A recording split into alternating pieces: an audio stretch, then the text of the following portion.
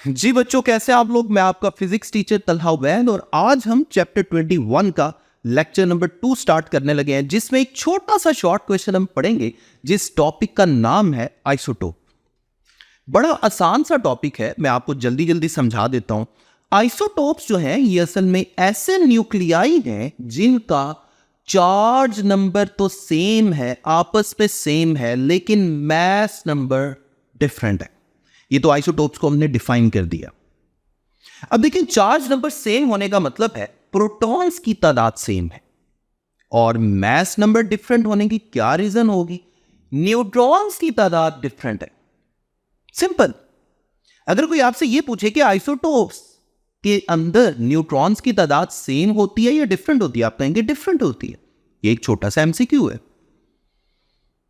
अब आइसोटोप्स में हम ये देखते हैं कि इनमें सिमिलर प्रॉपर्टीज क्या हो सकती हैं, सिमिलर ट्रेट्स क्या हैं और डिफरेंट ट्रेट्स क्या हो सकते हैं।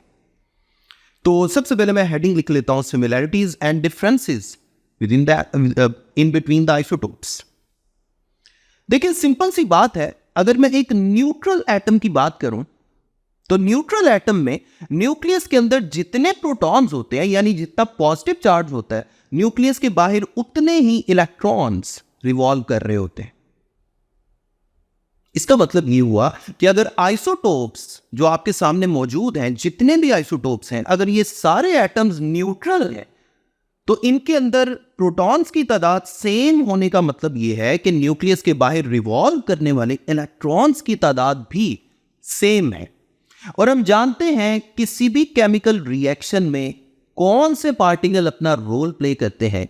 इलेक्ट्रॉन्स। अगर इनके इलेक्ट्रॉन्स की तादाद सेम है तो हम कह सकते हैं कि इनकी केमिकल प्रॉपर्टीज आपस में सेम होंगी। इसीलिए आप इन आइसोटोप्स को सेपरेट करने के लिए, यानी आपके पास कोई भी सैंपल है जिसमें सारे आइसोटोप्स मिक्सचर की फॉर्म में आपके सामने मौजूद है, उनको अलग अलग करने के लिए आप कोई केमिकल मेथड यूज नहीं कर सकते, क्योंकि केमिकली तो ये सारे एक ही तरह बिहेव करेंगे। तो अगर सारे एक ही तरह बिहेव करेंगे तो हमें इनके दरमियान फर्क करना पॉसिबल नहीं होगा, इनको हम डिफरेंशिएट नहीं कर सकेंगे। अब आते हैं कि इनमें डिफरेंस कहां कहां है। सिंपल सी बात है, हम ये तो जानते हैं कि आइसोटोप्स का मास नंबर डिफरेंट होता है, यानी न्यूक्लियस के अंदर जो न्यूट्रॉन्स की तादाद है वो डिफरेंट है। हम ये भी कह सकते हैं कि न्यूक्लियर मास डिफरेंट है। जाहिर बात है, मास नंबर डिफरेंट होने का मतलब यह है कि उन सारे पार्टिकल्स का मास भी डिफरेंट होगा, हर आइसोटोप का अलग अलग। ठीक हो गया, यानी इनका मास नंबर डिफरेंट है, मास डिफरेंट है, जिसकी वजह से न्यूक्लियस का साइज भी डिफरेंट हो सकता है। और ये सारी कौन सी प्रॉपर्टीज है? फिजिकल प्रॉपर्टीज है, मास डिफरेंट। हम कह सकते हैं कि सारे आइसोटोप्स जो हैं उनका आपस में मास डिफरेंट होने की वजह से मैं कह सकता हूं कि फिजिकल प्रॉपर्टीज डिफरेंट है।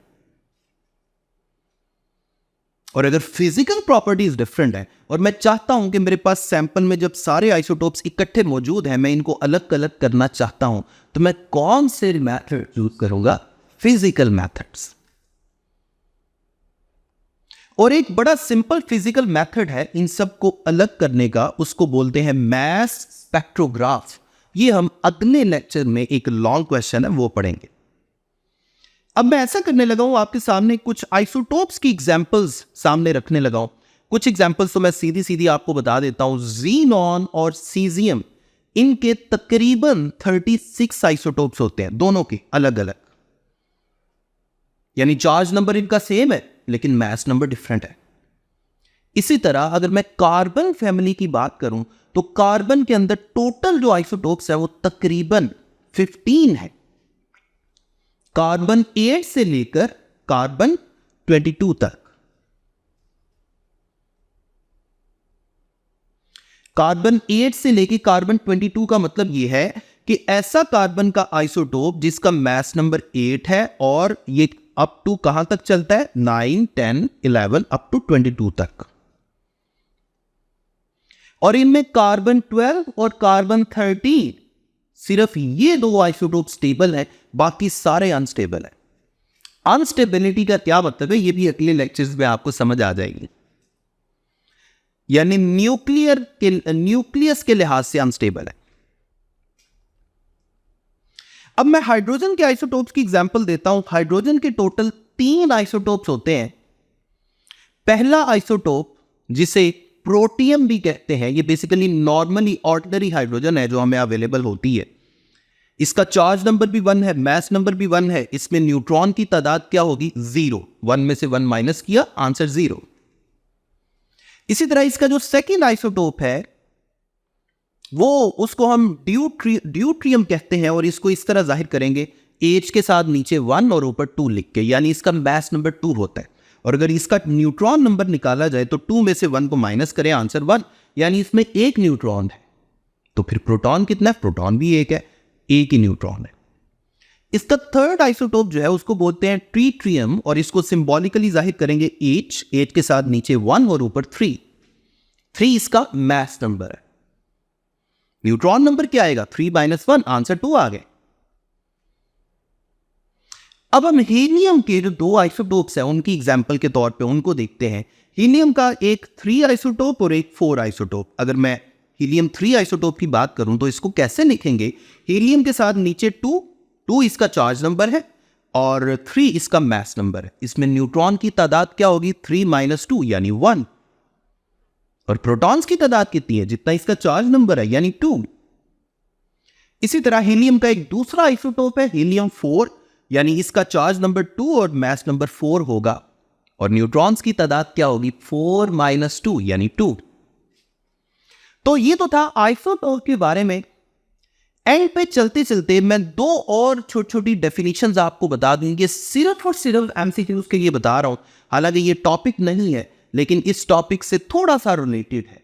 जैसे आपने आइसोटोप को डिफाइन किया, ऐसे न्यूक्लियाई जिनका चार्ज नंबर सेम और मास नंबर डिफरेंट है, ऐसे ही आइसोबार्स भी होते हैं।